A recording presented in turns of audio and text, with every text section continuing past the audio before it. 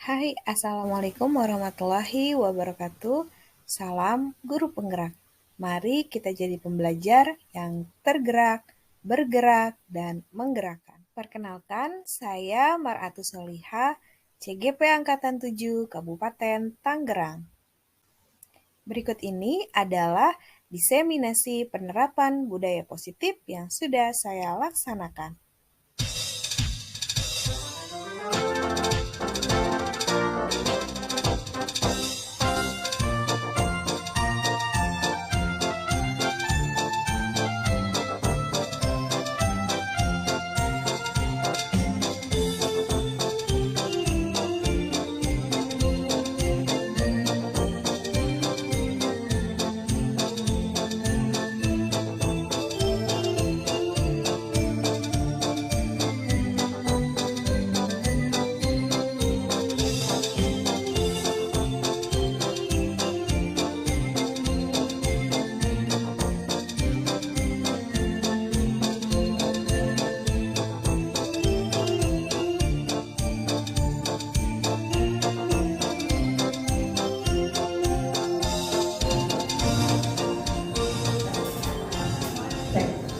Bismillahirrahmanirrahim. Assalamualaikum warahmatullahi wabarakatuh. Waalaikumsalam warahmatullahi wabarakatuh.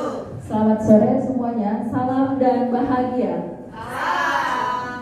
Sebelumnya, marilah kita panjatkan puji dan syukur kehadirat Allah Subhanahu wa taala atas berkat rahmat dan hidayahnya kita bisa berkumpul di ruangan ini untuk memenuhi undangan dari Ibu Mar'atus Solihah dalam acara diseminasi pemahaman modul 1.4 budaya positif yang diterapkan di SMA Negeri 1 Kabupaten Tangerang. Bu Mar'atus adalah calon guru penggerak angkatan 7 Kabupaten Tangerang yang pada hari ini akan menyampaikan hasil penerapan budaya positif yang sudah dilaksanakan sebulan di SMA Negeri 1 Kabupaten Tangerang. Untuk lebih jelasnya nanti perkenalan langsung oleh Bu Mar'atus Solihah, dan mempersingkat waktu mari kita dengarkan dan simak bersama-sama penyampaian dari Bu Mar'atus Solihah. Kepada Ibu kami persilakan.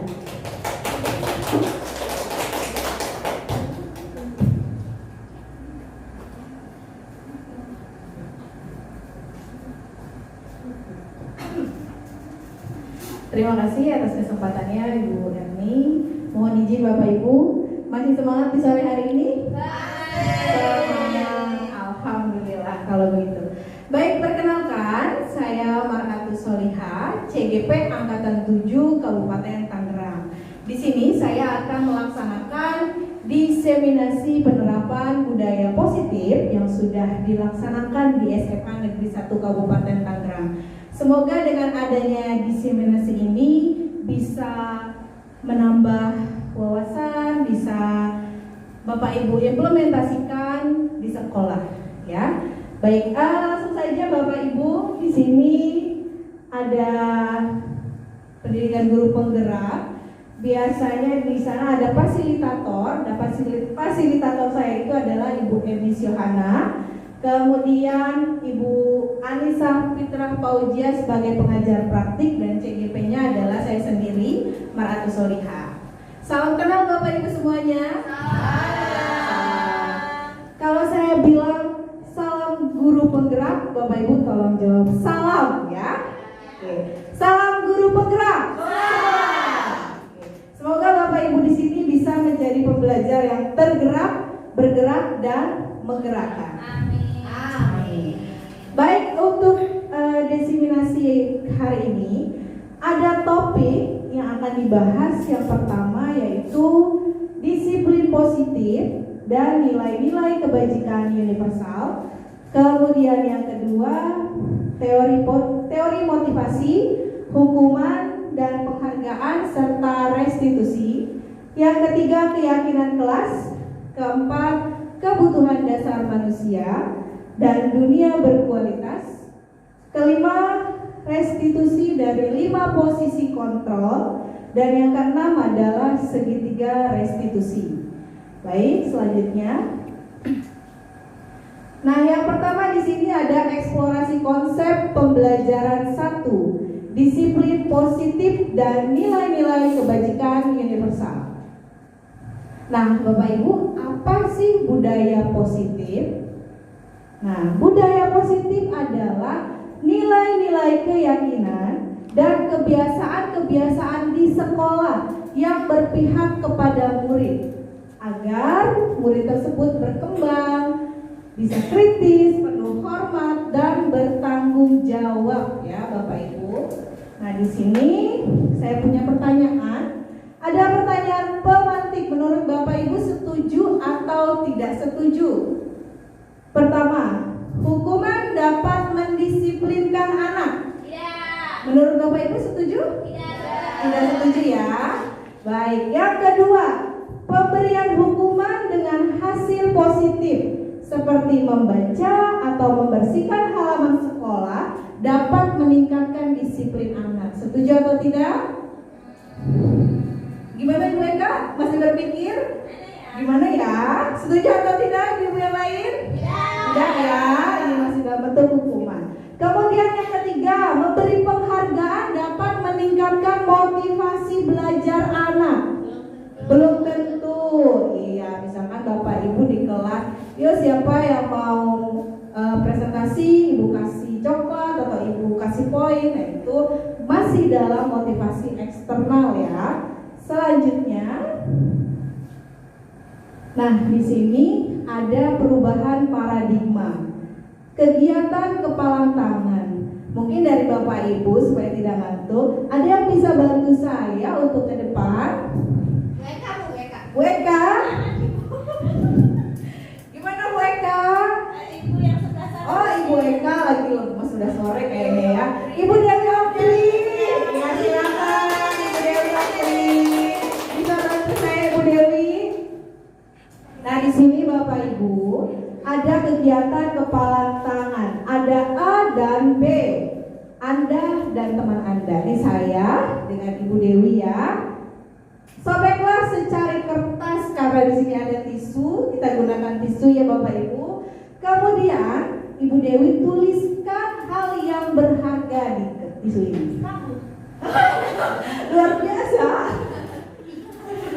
Dia gombal ya sepertinya Bapak Ibu. Sudah disobek, silakan ditulis hal yang paling berharga di hidupnya Ibu Dewi apa?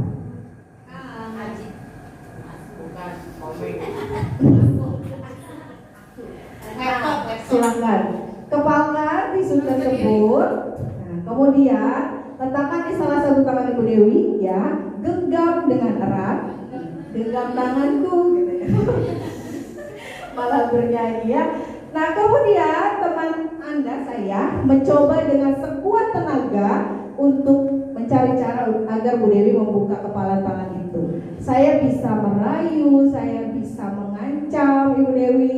Nah, kalau saya Bu Dewi, saya punya uang 1 miliar. Bu Dewi mau nggak buka kepala tangannya? Oh, Bu Dewi.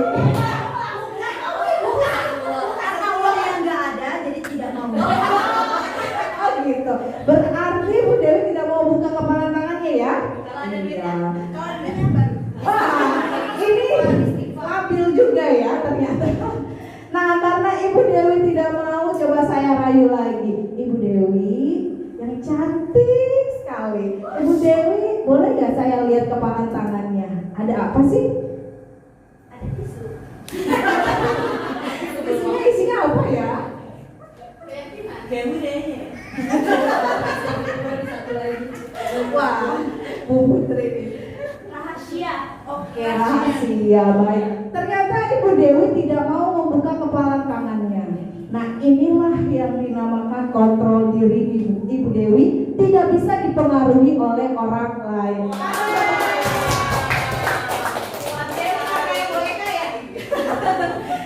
Terima kasih Ibu Dewi. Silakan kembali ke tempat. Siap, ditransfer. Baik, selanjutnya, nah itulah ya Bapak Ibu yang dinamakan dengan kontrol diri. Kita tidak boleh terpengaruh oleh orang lain. Selanjutnya, baik, di sini ada perubahan paradigma. teori kontrol atau teori pilihan atau ilusi kontrol. Biasanya ilusi guru adalah mengontrol murid, kemudian ilusi bahwa kritik membuat orang merasa bersalah dapat menguatkan karakter. Padahal itu belum tentu ya, dan itu salah. Kemudian ilusi bahwa semua penguatan positif efektif dan bermanfaat. Kemudian ilusi bahwa orang dewasa memiliki hak untuk memaksa. Baik, selanjutnya. Nah, Bapak Ibu, di sini ada perubahan paradigma dari stimulus respon pada teori kontrol. Kita bisa lihat di tabel ini ada stimulus respon. Siapa sesungguhnya yang memiliki kontrol? Stimulus respon dan teori kontrol atau pilihan, salah satunya adalah kalau menurut stimulus respon, orang lain bisa mengontrol saya. Nah, tadi yang kita lihat Ibu Dewi tidak bisa dikontrol ya oleh orang lain ya. Ya. Nah, teori kontrol atau pilihannya adalah hanya Anda yang bisa mengontrol diri Anda sendiri. Ya, seperti itu. Jadi kita harus beralih dari teori stimulus respon pada teori kontrol atau pilihan. Baik, selanjutnya. Nah, Bapak Ibu, di sini ada disiplin positif, teori kontrol atau teori pilihan dari Dr. William Glasser. Anda tidak bisa mengontrol orang lain, katanya. Hanya Anda yang bisa mengontrol diri Anda sendiri. Semua perilaku memiliki tujuan. Kemudian model berpikir menang-menang. Nah, selanjutnya kita lihat di sini ada teori motivasi juga. Kemudian ada 5 posisi kontrol dan 5 kebutuhan dasar manusia yang akan dipaparkan di slide selanjutnya. Baik, nah yang pertama di sini ada nilai-nilai kebajikan universal. Apa sih nilai-nilai kebajikan universal? Di sini adalah sifat-sifat positif manusia yang merupakan tujuan mulia yang ingin dicapai. Nah, nilai-nilai kebajikan universal itu sebetulnya ada banyak ya Bapak Ibu. Nah, di sini salah satunya adalah nilai-nilai kebajikan universal dari profil pelajar Pancasila. Bapak Ibu mungkin sudah pernah mendengar ya? Baik, profil pelajar Pancasila yang pertama apa, ada yang tahu? Beriman dan bertakwa. Kemudian mandiri, bernalar kritis, kreatif, bergotong royong, dan berkebinekaan global. Nah, ini profil pelajar Pancasila. Selanjutnya,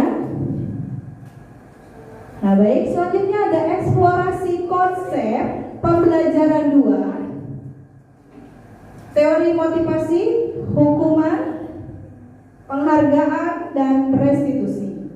Selanjutnya teori motivasi. Nah, Bapak Ibu, motivasi di sini ada motivasi eksternal.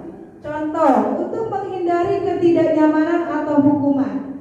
Apa yang akan terjadi apabila saya tidak melakukannya? Nah, ini masih dari luar ya motivasinya. Kemudian untuk mendapatkan imbalan dari orang lain. Nah, itu biasanya motivasinya masih dari luar atau eksternal. Selanjutnya, motivasi internal inilah yang akan memiliki tujuan disiplin positif.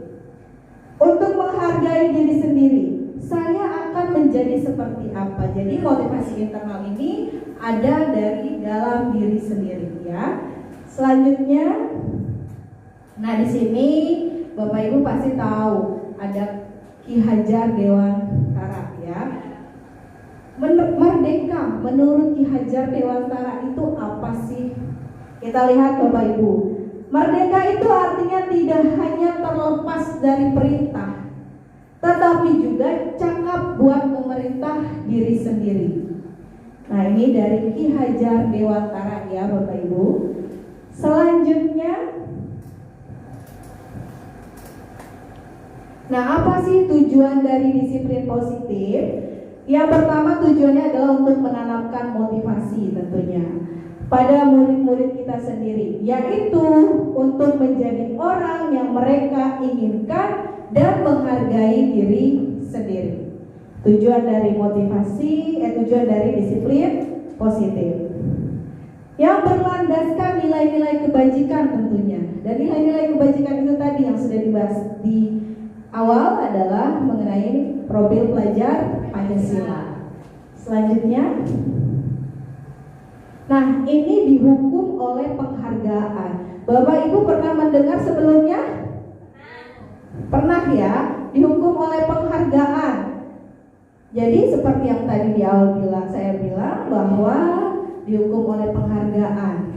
Jadi si anak biasanya kita kasih penghargaan, dikasih permen, dikasih coklat atau dikasih nilai yang bagus misalkan. Ternyata itu kurang baik ya. Nah itu sebetulnya kita sedang menghukum mereka dengan penghargaan.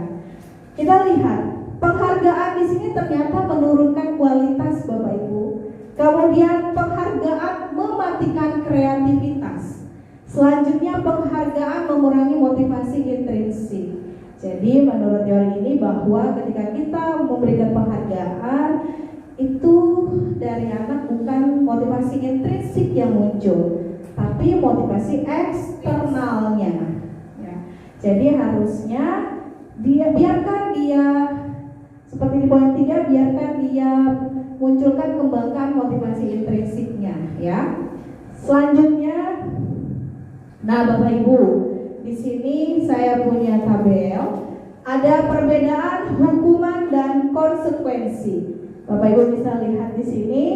Yang pertama, mencatat 100 kali di dalam buku kalimat, saya tidak akan terlambat lagi karena terlambat ke sekolah. Menurut Bapak Ibu ini konsekuensi atau hukuman? Hukuman. Kemudian lari mengelilingi lapangan sebanyak 2 kali. Hukuman atau konsekuensi? Hukuman. Murid diminta untuk push up 15 kali, itu termasuk hukuman. Selanjutnya, menggantikan kertas tugas teman yang telah dicoret-coret. Konsekuensi, betul. Kemudian membersihkan tumpahan air di meja tulis karena tersenggol. Ini termasuk konsekuensi. Selanjutnya murid disuruh untuk tidak mengenakan sepatu seharian. Ini termasuk hukuman atau konsekuensi? Hukuman, betul sekali. Tadi lari mengelilingi lapangan basket 2 kali karena terlambat 10 menit untuk pelajaran PJOK. Hukuman atau konsekuensi? Konsekuensi ya. Kita lihat jawabannya Bapak Ibu, apakah benar? Wah, benar semua. Beri tepuk tangan. Bapak Ibu hebat, luar biasa. Semoga masih semangat di sore hari ini. Selanjutnya masih semangat, alhamdulillah. Nah, inilah Bapak Ibu perbedaan hukuman dan konsekuensi. Kita lihat. Kalau hukuman itu adalah sesuatu yang menyakitkan harus terjadi. Tadi kan diminta untuk lepas sepatu seharian ya? Iya, itu dinamakan hukuman karena sesuatu yang menyakitkan harus terjadi. Kemudian yang kedua, konsekuensi, sesuatu harus terjadi. Nah itu bedanya ya. Selanjutnya, membuat anak sakit fisik maupun hati untuk jangka waktu lama. Nah jangan sampai Bapak Ibu ya, kita menyakiti hati anak didik kita. Kemudian kalau konsekuensi, bedanya membuat anak merasa tidak nyaman, tapi dalam jangka waktu yang pendek ya. Selanjutnya, kalau hukuman itu berupa paksaan, kalau konsekuensi berupa stimulus tanggapan ya. Kemudian selanjutnya, hukuman mendorong anak menyakiti diri sendiri. Kalau konsekuensi mendorong anak agar mudah menyesuaikan diri. Hukuman konsep diri yang buruk, kalau konsekuensi konsep diri yang baik. Dan selanjutnya ya Bapak Ibu, nah ini beda hukuman dan konsekuensi. Selanjutnya, baik, selanjutnya di sini ada apa sih restitusi? Bapak Ibu mungkin pernah mendengar atau belum? Baru mendengar? Baru ya. Nah ini bisa Bapak Ibu terapkan nanti di kelas atau di sekolah ya. Nah, restitusi apa sih restitusi? Restitusi adalah proses menciptakan kondisi bagi murid untuk memperbaiki kesalahan mereka sehingga mereka bisa kembali pada kelompoknya. Kemudian restitusi juga merupakan proses kolaboratif yang mengajarkan murid untuk mencari solusi ya. Selanjutnya,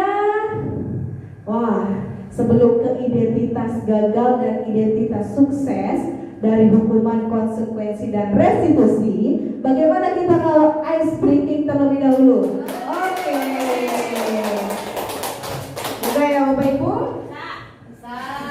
Bapak Ibu, kalau saya tunjuk, misalkan saya bilang bebek, nah kanan kirinya Ibu Rinda dan Ibu Yud berdiri, lalu bilang wek wek wek wek. Bisa Bapak Ibu? Bisa. Kalau saya tunjuk bilang singa, berarti kanan kirinya bangun lalu bilang oh. Mudah ya? Kita sekalian berlatih konsentrasi ya Bapak Ibu. Oke, kita mulai. Bebek. Baik. Singa. Bebek. Singa.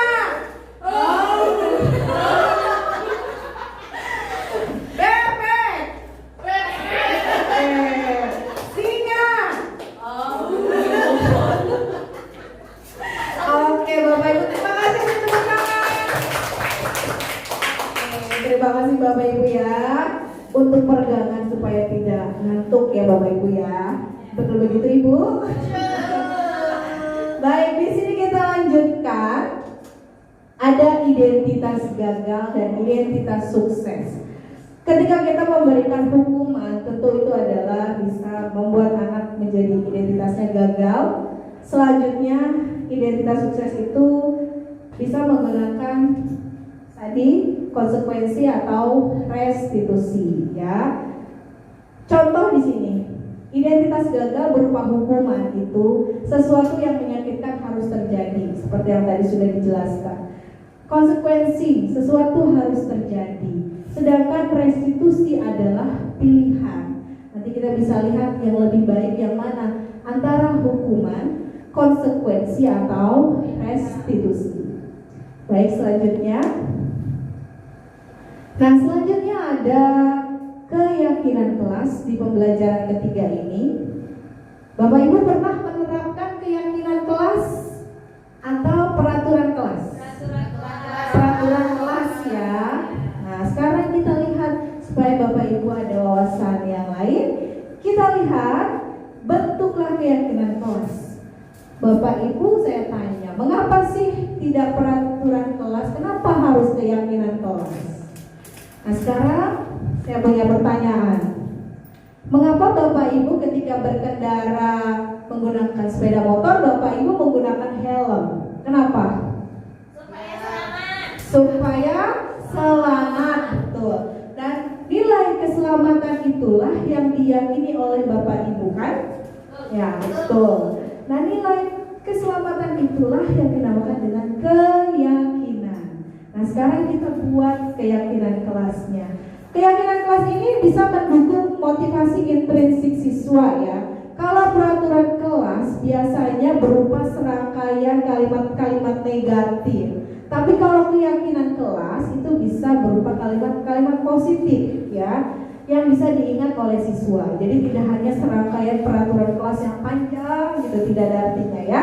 Selanjutnya, nah sekarang kita lihat, nah apa bedanya peraturan dan keyakinan kelas? Kita lihat dari segi kalimatnya. Kalau peraturan, selalu kembalikan buku ke tempatnya. Nah itu contoh kalimat peraturan. Kita bandingkan dengan keyakinan kelas. Kalimatnya sangat singkat ya, lebih singkat, lebih universal. Keyakinan kelasnya adalah tanggung jawab. menurut Bapak Ibu lebih enak didengar yang mana? Peraturan kelas atau yang keyakinan kelas? Ya, tanggung jawab. Contoh lainnya, dilarang mengganggu orang lain. Biasanya kalau anak-anak semakin dilarang malah semakin menjadi ya. Nah, kita bisa mengganti kalimat negatif itu menjadi sebuah keyakinan kelas yang disepakati bersama dengan kalimat positif. Contoh, menghormati orang lain. Selanjutnya, hadir di sekolah 15 menit sebelum pembelajaran dimulai. Biasanya kedengaran sama anak-anak itu bikin males ya. Nah, kita bisa menggantinya dengan keyakinan kelas yang lebih positif untuk didengar oleh anak-anak, menghormati orang lain dan berkomitmen. Nah, ini Bapak Ibu salah satu contoh dari kalimat-kalimat peraturan kelas dan keyakinan kelas. Selanjutnya, ya Bapak Ibu, di sini ada contoh penerapan keyakinan kelas yang sudah saya terapkan di kelas 12 IPS 4. Yang pertama, anak-anak bisa curah pendapat, menuliskan keyakinan-keyakinan kelasnya di papan tulis.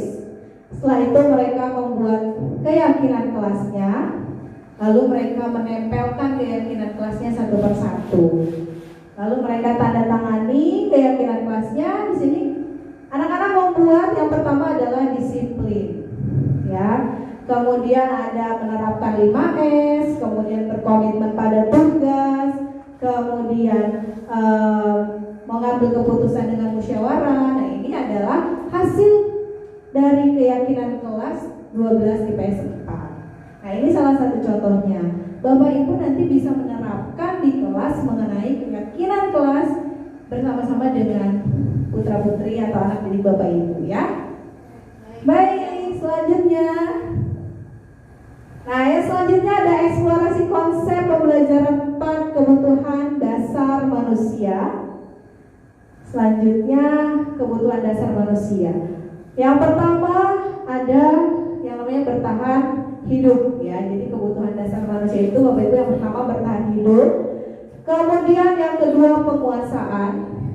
Yang ketiga kebebasan.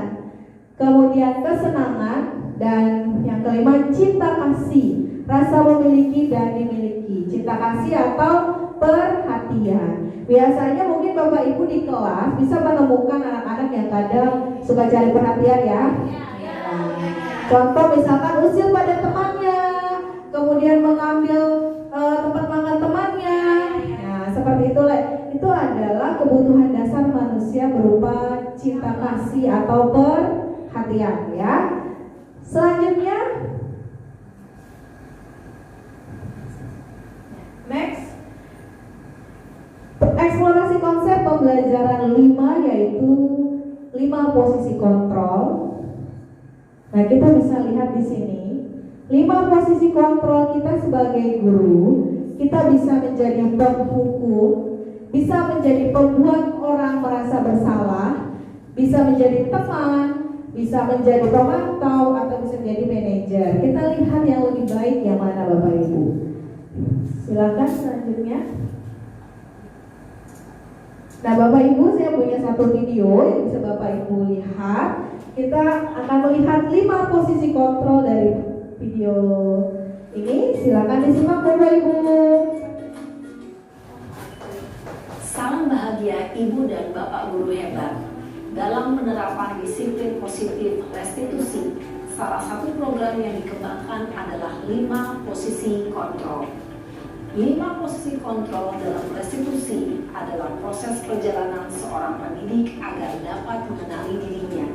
Pada video kali ini, kita akan membahas tentang 5 posisi kontrol yang dikembangkan oleh Diane Gosser dan contoh penerapannya.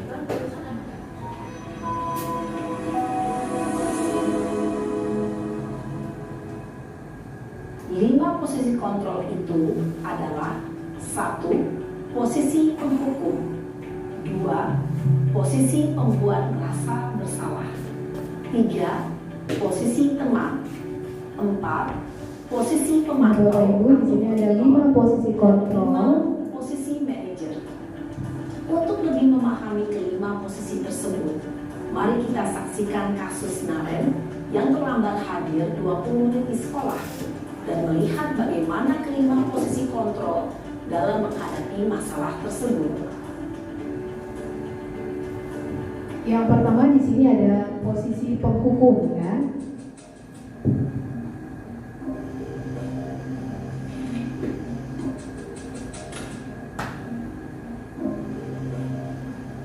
Naren! Sini kamu! Selamat pagi, Bu. Selalu terlambat. Kamu deh, pasti terlambat. Maaf, Bu. Saya Apa? Apa coba? Alasan kamu apa lagi? Kapan sih kamu tidak terlambat? Malas sekali ya kamu jadi anak. saya Dasar pemalas. Gak kapok-kapok sih kamu. Sudah berapa kali terlambat? Sana, kamu keliling lapangan basket 2 kali. kenapa saya harus keliling lapangan basket, Bu? Kenapa? Kamu melawan ibu. Berani-beraninya jawab. Sudah terlambat, masih berani jawab pula. Sekarang, keliling lapangan basket 5 kali sekalian. Biar kapok. Cepat. Pergi sana ke lapangan basket. Posisi penghukum biasanya berbicara dengan nada tinggi, menghardik, menunjuk-nunjuk, menyakiti, dan menyindir. Hukuman bisa berupa fisik maupun psikis. Ibu dan bapak guru hebat. Dampak yang terjadi pada murid ketika guru berada pada posisi penghukum adalah murid cenderung akan memberontak, bahkan menyimpan dendam.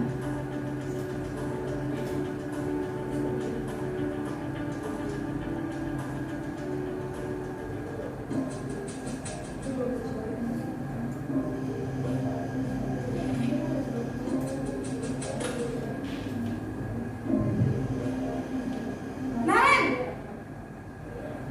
Nah, ini video yang kedua ya Bapak Ibu. Selamat pagi, Bu. Naren. Kamu Ini kenapa membuat terlambat orang merasa lagi, Nak? bersalah. Ya Tuhan, Naren. Kamu senang ya bikin ibu susah ya? Kalau kamu terlambat lagi, nanti ibu yang ditegur bapak kepala sekolah, nak. Disangka ibu tidak bisa membina kamu. Duh, gimana ini? Maaf, Bu. Duh, Gusti Naren. Kamu suka ya kalau ibu ditegur bapak kepala sekolah? Terus, sekarang ibu harus tulis apa ini di buku absen? Ini kamu sudah sering terlambat loh. Ibu harus apa coba? Maaf, Bu. Maaf sekali. Ya sudah, lain kali jangan bikin ibu susah lagi ya nak ya. Ibu tidak akan kuat lagi kalau kamu begini terus. Bisa jantungan kalau ibu tegur bapak kepala sekolah. Sana cepat kelas. Maaf ya, Bu. Maaf sekali. Posisi pembuat rasa bersalah berbicara dengan nada tenang, cenderung lembut. Namun kata-kata yang diutarakan membuat murid merasa menjadi orang yang gagal, memandang buruk dirinya sendiri, merasa tidak berharga, dan tidak sanggup membahagiakan orang lain. Ketika guru mengambil posisi pembuat rasa bersalah, murid akan menganggap dirinya yang bersalah dan ia akan menyimpan emosi negatif tersebut di dalam dirinya. Nah, yang ketiga di sini ada posisi sebagai teman.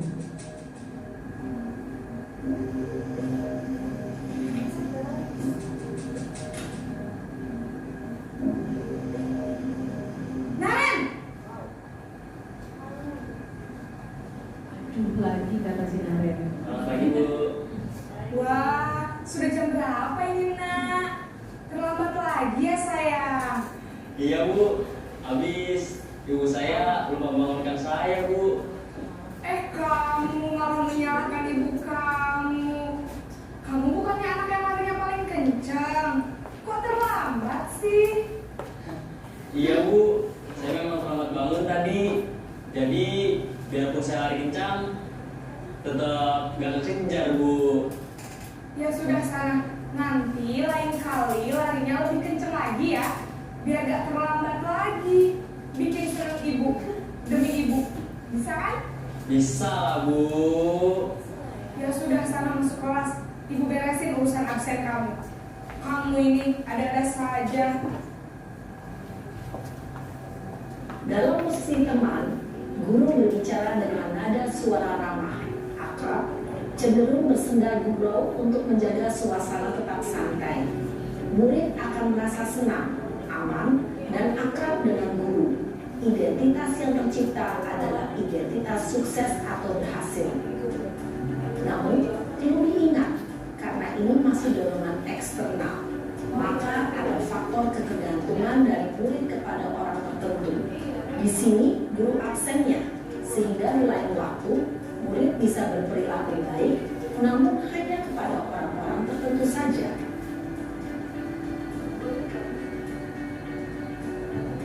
Nah, selanjutnya di sini ada posisi pemantau atau monitor ya, Bapak Ibu.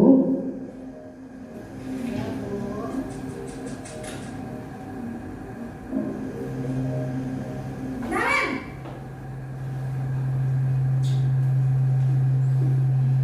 Selamat pagi Bu. Naren, apa peraturan sekolah kita tentang jam berapa kita harus masuk sekolah, nak? Kita harus di sekolah jam 7 Bu. Iya betul, sekarang sudah jam 7.20. Naren sudah tahu konsekuensinya jika terlambat hadir. Malam Bu, saya harus tinggal kelas pas jam istirahat selama 20 menit. Iya benar, konsekuensinya demikian. Jadi nanti jam 9.30 pas istirahat, kamu harus tinggal di kelas, kerjakan tugas tambahan untuk ketertinggalan kamu, ya? Baik Bu. Posisi pemantau mengandalkan penghitungan atau data untuk mengontrol murid. Guru mengarahkan murid berdasarkan peraturan dan konsekuensi. Seorang pemantau menunjukkan bahasa tubuh dan ekspresi wajah yang datar dan cenderung formal.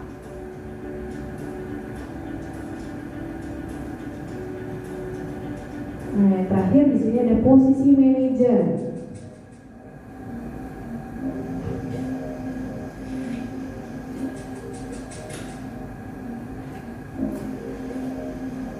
Naren!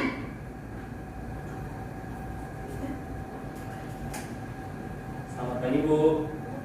Selamat pagi Naren. Maaf Bu, saya terlambat. Iya, sekolah masuknya jam 7, sekarang sudah jam 7.20. Jadi sekarang bagaimana ini Naren?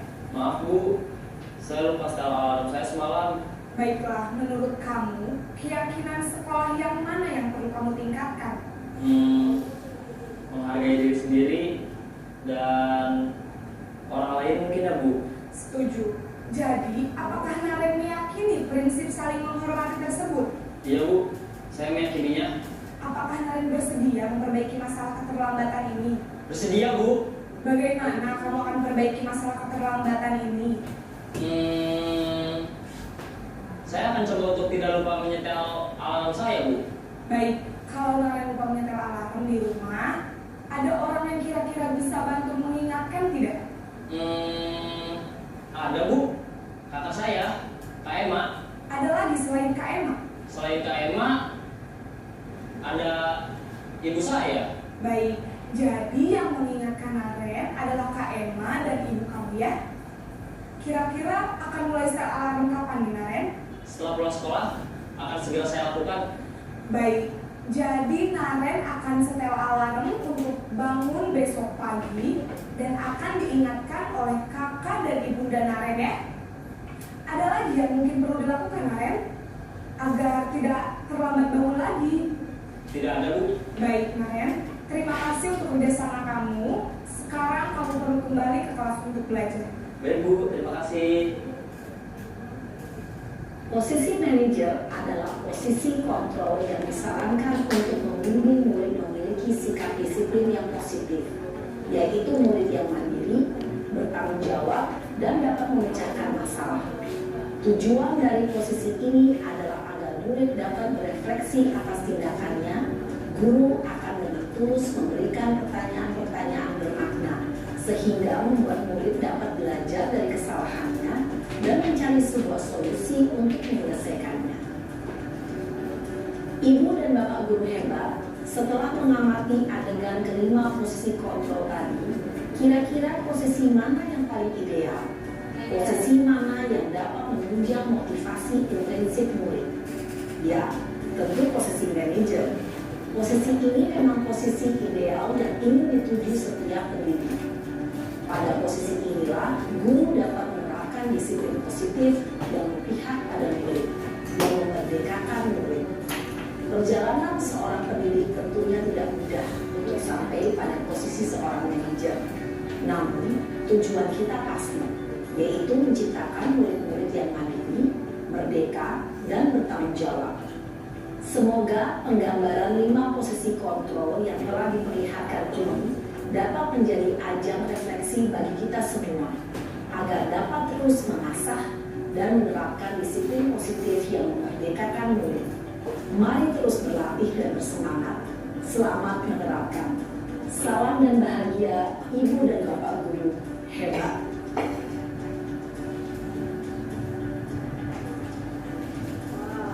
Ya Bapak Ibu, beri tepuk tangan. Luar biasa ya. Dari video tadi ya, keren sekali Bapak Ibu.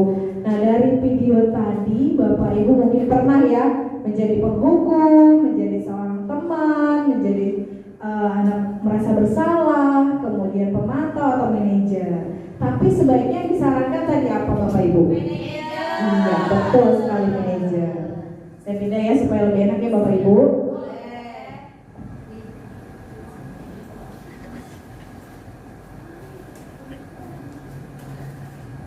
Nah, Bapak Ibu tadi yang disarankan adalah sebagai manajer. Nah, ini yang disarankan untuk mengembangkan motivasi intrinsik pada anak supaya kita juga berpihak pada murid. Sebagai manajer ini biasanya kita bisa memberikan solusi pada anak, bisa meningkatkan proses pemecahan masalahnya ya, seperti apa. Nah, kita lihat tadi 5 posisi kontrolnya sudah jelas ya Bapak Ibu ya dari video tadi ya. Ada sebagai penghukum, membuat orang merasa bersalah, teman, pemantau, dan manajer. Jadi kita bisa merefleksikan diri dan mengimplementasikannya nanti sebagai manajer ya Bapak Ibu. Baik, selanjutnya. Nah, di sini ada pembelajaran yang ke-6 yaitu mengenai segitiga restitusi. Masih semangat? Masih. Alhamdulillah.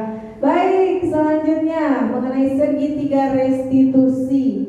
Nah, di sini ada segitiga restitusi Bapak Ibu.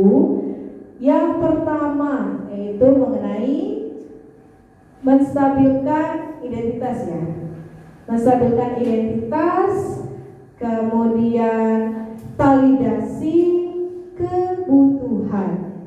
Selanjutnya adalah menanyakan keyakinan. Bapak Ibu pernah melaksanakan segitiga restitusi ini? Belum ya? Nah, nanti bisa diterapkan ya Bapak Ibu. Nah, yang pertama adalah menstabilkan identitas. Setiap orang pasti pernah melakukan kesalahan. Nah, ini kalimat yang bisa kita lontarkan pada anak. Kemudian, kamu bukan satu-satunya yang pernah melakukan ini, salah satu contoh. Kemudian validasi kebutuhan. Adakah cara yang lebih efektif untuk mendapatkan apa yang kamu butuhkan? Dan selanjutnya langkah ketiga yaitu menanyakan keyakinan. Nilai-nilai apa yang telah kita sepakati? Ini segitiga restitusi. Selanjutnya, oh ternyata sudah selesai Bapak Ibu. Nah, saya punya salah satu contoh dari penerapan segitiga restitusi ini yang sudah saya terapkan di sekolah di SMA Negeri 1 Kabupaten Tangerang. Kita bisa lihat. Hai, Assalamualaikum warahmatullahi wabarakatuh. Salam guru penggerak. Perkenalkan, saya Maratu Soliha, CGP Angkatan 7 Kabupaten Tangerang.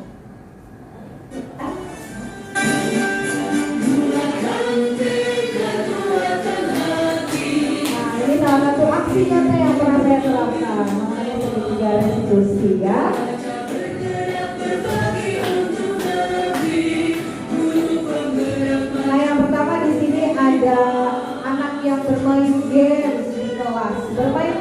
ada pembelajaran. Ini kasus yang pertama. Kita lihat ya Bapak Ibu. Nah, ketika sedang mengajar, saya melihat ada siswa yang sedang menunduk seperti melihat sesuatu di bawah. Saya pikir dia tidur, tetapi ketika saya lebih mendekat ternyata dia sedang bermain games ya. Bapak Ibu mungkin sering ya melihatnya. Ini caranya Bapak Ibu bisa terapkan mengenai segitiga restitusi. Ini kasus pertama ya.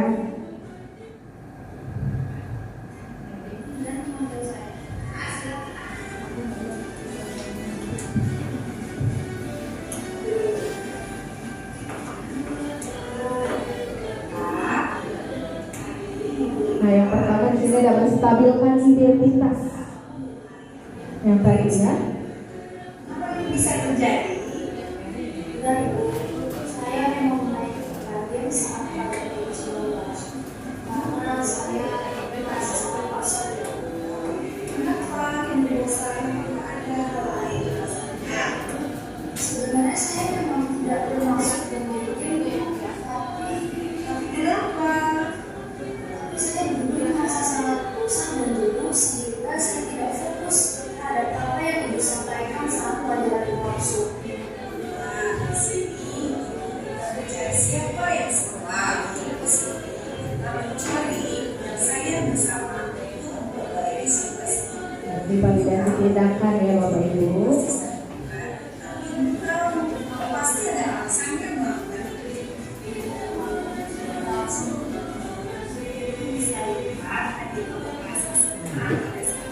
Dari segitiga restitusi yang kedua yaitu validasi tindakan.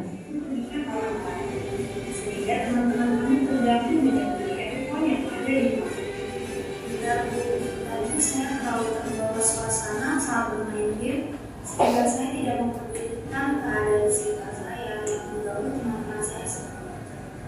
Sekarang mari kita bicara. Nah, yang ketiga tahapannya yaitu menanyakan keyakinan ya.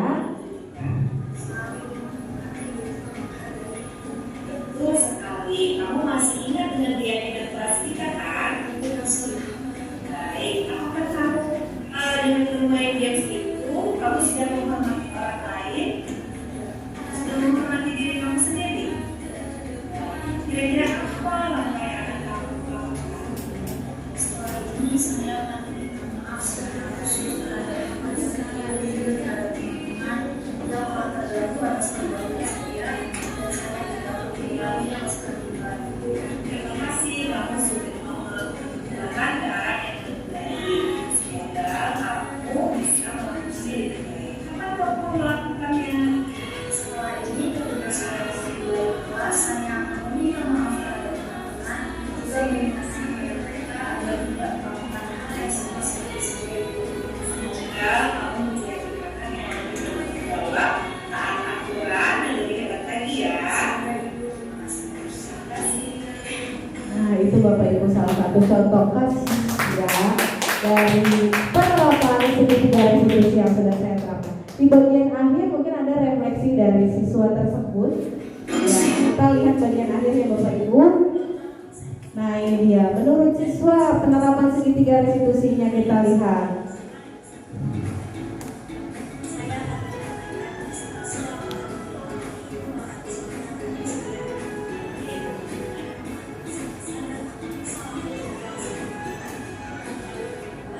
Beliau mendorong saya jadi pribadi yang lebih baik lagi. Yang ketiga, beliau tidak memarahi saya, malah beliau memberikan solusi bersama terhadap permasalahan yang saya. Nah, itu yang bisa kita terapkan ya Bapak Ibu ya. Jadi memberikan solusi dari penerapan segitiga restitusi.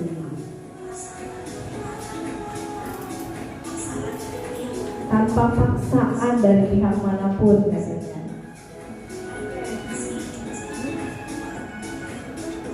Ya, terima kasih.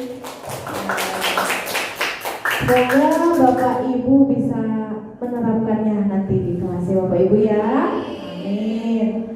Baik Bapak Ibu, terima kasih untuk hari ini. Ternyata materinya sudah selesai. Semoga apa yang saya sampaikan bisa bermanfaat untuk Bapak Ibu semuanya. Saya mohon maaf apabila ada salah-salah kata dari saya. Salam dan bahagia untuk Bapak Ibu semuanya. Ya, alhamdulillah bahagia. Saya tutup. Bapak Ibu terima kasih sekali lagi. Assalamualaikum warahmatullahi wabarakatuh. Tepuk tangan untuk Ibu Maratu Solihah. Luar biasa sekali pemaparan materi yang hebat tentang penerapan disiplin positif di sekolah oleh Ibu Maratu Solihah. Semoga dari materi yang sudah dipaparkan tadi kita semua bisa mengambil hikmah dan pembelajaran serta bisa menerapkan budaya positif di SMA Negeri 1 Kabupaten Tangerang sehingga terbentuk lingkungan sekolah yang nyaman, aman, dan bahagia. Terima kasih atas kehadirannya, terima kasih juga atas support untuk kegiatan diseminasi budaya positif ini. Kami di depan, kami di sini mengucapkan mohon maaf apabila ada kesalahan dan kepada Allah kami mohon ampun. Kita tutup bersama-sama kegiatan hari ini dengan mengucap hamdalah. Wassalamualaikum warahmatullahi wabarakatuh.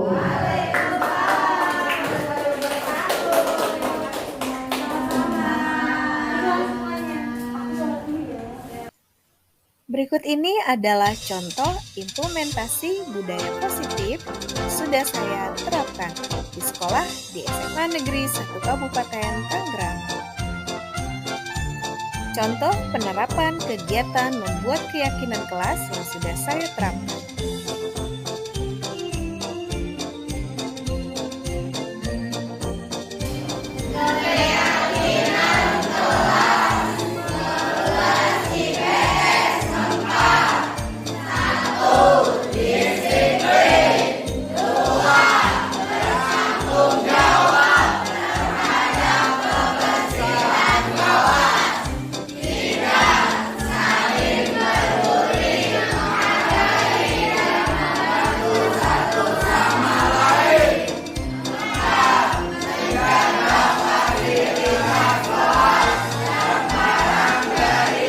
Assalamualaikum warahmatullahi wabarakatuh.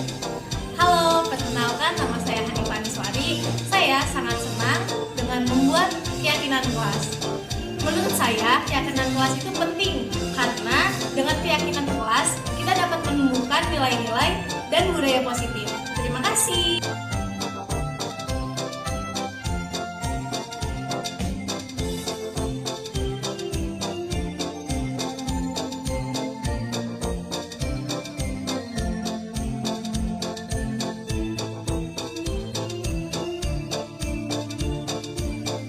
Selain itu, saya juga pernah melakukan penerapan segitiga restitusi.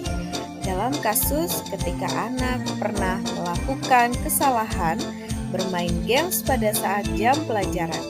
Saat itu saya melakukan segitiga restitusi dengan 3 langkah. Yang pertama menstabilkan identitas, langkah kedua dengan validasi tindakan. Langkah ketiga yaitu menanyakan keyakinan. Perkenalkan, nama saya Afila dari kelas 11 SMA. Saya bersekolah di SMA Negeri 1 Kabupaten Tangerang. Saya akan menyampaikan visi yang telah dilakukan oleh Ibu Maratu Solihah kepada saya, yaitu yang pertama, saya sadar akan kesalahan yang telah saya lakukan. Lalu yang kedua, beliau mendorong saya untuk menjadi pribadi yang lebih baik lagi. Yang ketiga, beliau tidak memarahi saya, malah beliau memberikan solusi bersama terhadap permasalahan yang saya alami. Dan yang terakhir, saya mengakui kesalahan-kesalahan yang telah saya perbuat tanpa merasakan tekanan atau paksaan dari pihak manapun, termasuk ibu dan saya. Baik, terima kasih. Wassalamualaikum warahmatullahi wabarakatuh.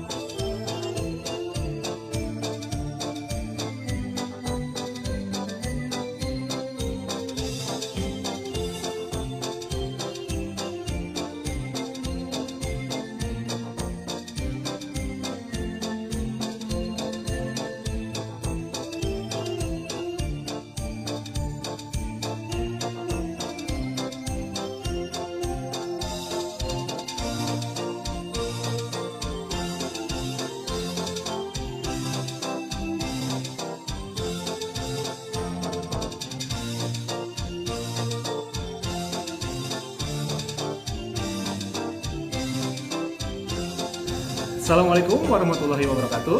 Perkenalkan, saya Ahmad Jumaidi, salah satu peserta dari pengimbasan yang dilakukan oleh Ibu Mar'atus Solihah.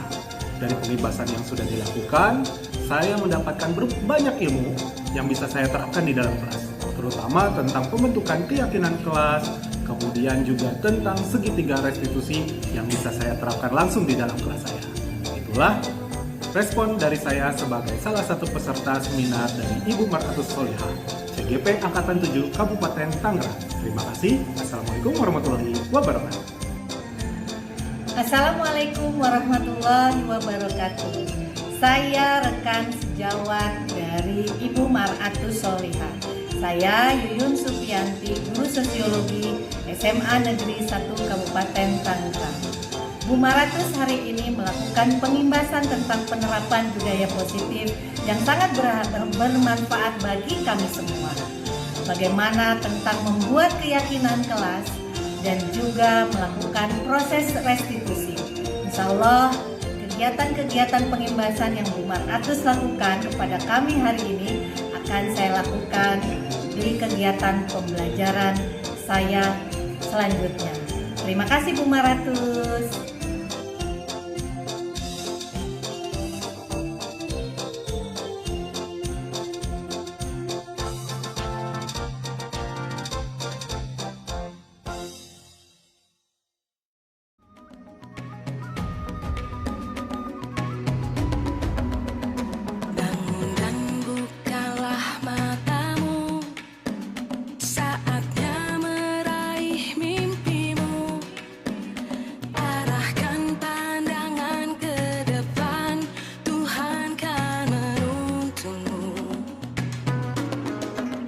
Terima kasih sudah menonton video diseminasi penerapan budaya positif yang sudah saya buat di sekolah di SMA Negeri 1 Kabupaten Tangerang.